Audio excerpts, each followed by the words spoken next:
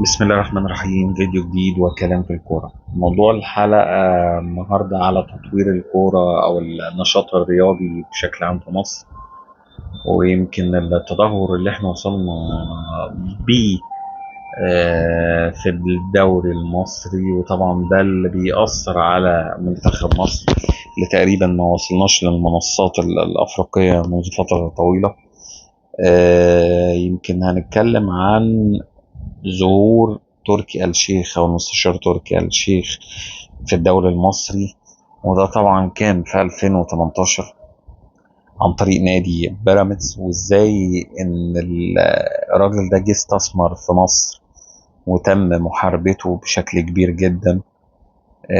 الراجل ده خلق فريق قوي جدا ينافس الزمالك والأهلي في وقت قصير جدا. يمكن ادى شوية يعني بعض القوى للدوري المصري، وتم محاربته بشكل كبير جدا لدرجة ان هو ما قدرش يكمل ورجع تاني. تمام.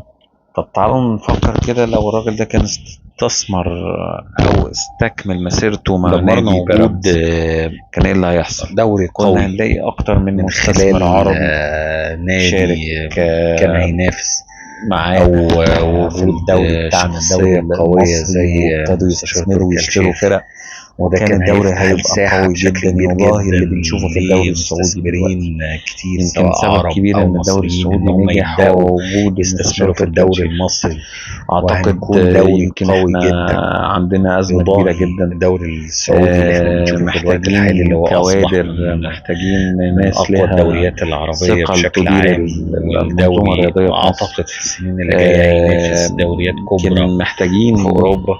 هو محتاجين إن الموضوع احنا بشكل يبقى عندنا عام استثمار رياضي قوي فكري جدا. أو محتاجين ان احنا نجاح. يدخل احنا لنا هنا في مصر مستثمرين مش يبتدوا باصين يشتروا إن احنا الأندية. ليه لا؟ اعتقد نرفع حاجة زي من قيمة كده الدوري هتدي ثقة المصري، لا للدوري بالعكس، المصري، هو وهنلاقي منافسين الأهلي كتير غير والزمالك الزمالك فقط والاهلي، لا غير.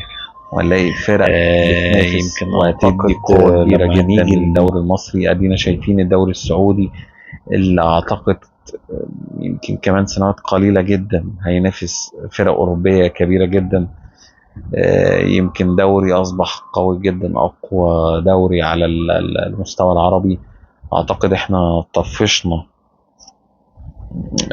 يمكن طفشنا الراجل اللي كان هيخلي المنظومة الرياضية في مصر ثقل كبير جدا. يمكن عايزين ناخد آراء برضو الناس. ايه رأيكم في الأحداث اللي حصلت بداية من توليه أو شراء النادي بيراميدز، وبعدين عودته مرة أخرى أو استغنائه عن النادي لعدم رضاه طبعا عن الوضع اللي كان بيحصل، والمهاجمة اللي كانت بتتم عليه بشكل كبير جدا. هل لو كان استمر كان هيبقى الدوري المصري أقوى من كده؟ كان هيدخل فيه مستثمرين كتير جدا هيخلوا الدوري بتاعنا قوي، ولا كنا نفضل زي ما احنا بوضعنا؟